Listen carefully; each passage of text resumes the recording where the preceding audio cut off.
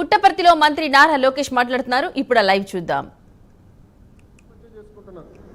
అవసరం లేదు. ఒక మార్క్ తగ్గిందన్న ఒక సబ్జెక్ట్లో వెనుకబడ్డామని బాధపడాల్సిన అవసరం. ఆ ఫెయిల్యూర్ మనలో కసి పెంచాలా, పట్టుదల పెంచాలా, మళ్ళీ సాధించి కానుకగా తల్లి తండ్రులకి ఇచ్చే బాధ్యత ఇక్కడున్న మన అందరిపైన ఉంది. రెండోది, నేను విద్యాశాఖ మంత్రి అవుతున్నానంటే చాలా మంది నాకు ఫోన్ చేశారు. అంత కఠినమైన శాఖ నీకు అవసరమా? సంఘాలు ఉంటాయి, మధ్యాహ్న భోజనం లేని అటు ఇటు పరిపాట్లు అవుతే మళ్ళీ నీకే ఇబ్బంది అంటే నేను చెప్పి అందుకే విద్యాశాఖ నాకు కావాలి. కష్టమైన పని నాకు ఇష్టం. ఈరోజు గౌరవ ముఖ్యమంత్రి గారి ఆదేశాల మేరకు మన పిల్లల భవిష్యత్తు తీర్చిదిద్దే బాధ్యత నాకు ఇచ్చారు. అందుకే మీరు చూస్తే అద్భుతమైన సంస్కరణలు ఈరోజు నేను విద్యాశాఖ మంత్రిగా తీసుకొస్తాం జరిగింది. గతంలో మనందరం చూసాం, చిక్కీలో కానీ గుడ్లో కానీ మధ్యాహ్న భోజనంలో కానీ నాణ్యత లేకుండా పోయింది. నేను ఈరోజు గర్వంగా చెప్తున్నా, నాకు తెలిసినంత వరకు భారతదేశంలోనే ఏ ముఖ్యమంత్రి పిల్లలకి ఇస్తున్న మధ్యాహ్న భోజనం తినలేదు. డిసెంబర్లో జరిగిన మెగా పేరెంట్ టీచర్ మీటింగ్లో గౌరవ ముఖ్యమంత్రి గారు మన పిల్లలు తింటున్న భోజనమే తినారు. ఆనాడు మన పిల్లలు ఎక్కడ కూర్చుంటారో నేలపైన కూర్చుని పిల్లలతో కలిసి మెలిసిగా భోంచేస్తాం జరిగింది. ఆ రోజే గౌరవ ముఖ్యమంత్రి గారు మనసులో పడింది, అన్నం బాలేదు, మార్చాలని నిర్ణయించారు. తిరిగి నేను ముఖ్యమంత్రి గారితో హెలికాప్టర్లో ప్రయాణం చేస్తే 30 నిమిషాల పాటు మన పిల్లలకి ఇస్తున్న భోజనం గురించి ఆయన మాట్లాడారు. అక్కడి నుంచే వచ్చింది ఈరోజు మన పిల్లలకి ఇచ్చే సన్న బియ్యం.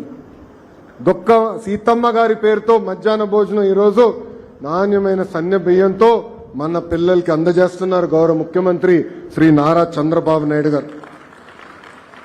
అంతేకాదు, గొప్ప వ్యక్తి డాక్టర్ సర్వేపల్లి రాధాకృష్ణన్ గారి పేరుతో మన పిల్లలకి ఈరోజు కిట్లు కూడా మనం అందజేస్తాం జరుగుతుంది.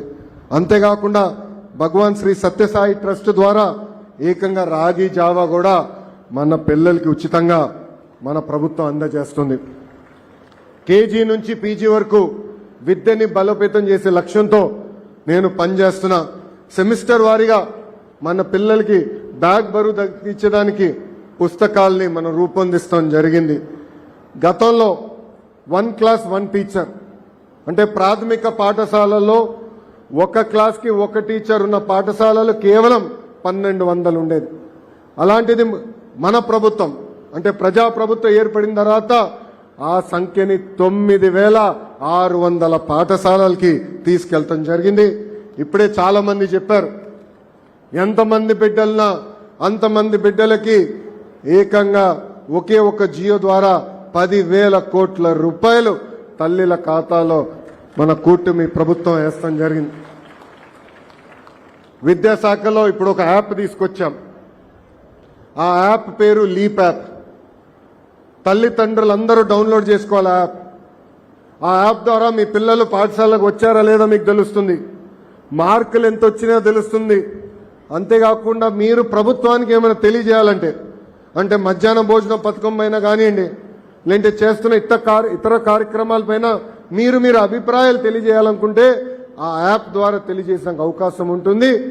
ఇది 1st క్లాస్ నుంచి 12th క్లాస్ వరకు అంటే మీ పిల్లల మొత్తం చదువు ప్రయాణంలో ఒకే ఒక యాప్ ద్వారా మీకు ఆ వివరాలు కూడా ప్రభుత్వం అందజేయబోతుంది. Mega DSC నిర్వహించాం. ఉపాధ్యాయుల కొరత ఉంది. అందుకే ఎప్పుడు లేని విధంగా 16,347 పోస్టులు భర్తీ చేసి మెగా డిఎస్సి నిర్వహించాం. ఆగస్ట్ మాసంలో ఆ ఉపాధ్యాయుల్ని పాఠశాలలు కూడా పంపించే బాధ్యత మేము తీసుకుంటున్నాం. కాలం మారింది, విలువలు పడిపోయినాయి. ఇది గుర్తించి గౌరవ ముఖ్యమంత్రి నారా చంద్రబాబు నాయుడు గారు విలువలు కూడిన విద్య అందించాలని చెప్పారు. ఆయన నాయకత్వంలో శ్రీ చాగంటి కోటేశ్వరరావు గారిని కేబినెట్ ర్యాంక్ ఇస్తూ సలహాదారుడుగా నియమించారు. చాగంటి కోటేశ్వరరావు గొప్పతనం ఏంటో నేను చెప్పాలి. ఆయన కేబినెట్ ర్యాంక్ అయ్యారు.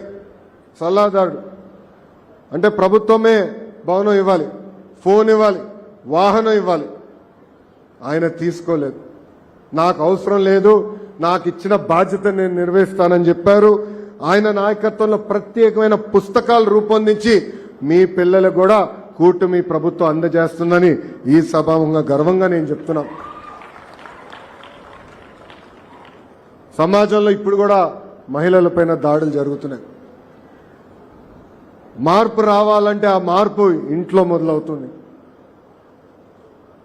మన ఇంట్లో కొన్ని పదాలు వాడతాం. గాజులు తొడుక్కున్నావా, చీర కట్టుకున్నావా, అమ్మాయిలాగా ఏడవద్దు, అమ్మాయిలాగా వ్యవహరించదంటాం. దీనికి ఫుల్ స్టాప్ పెట్టాల్సిన బాధ్యత మనందరిపైన ఉంది. మనం మన ఇంట్లో ఆ పదాలు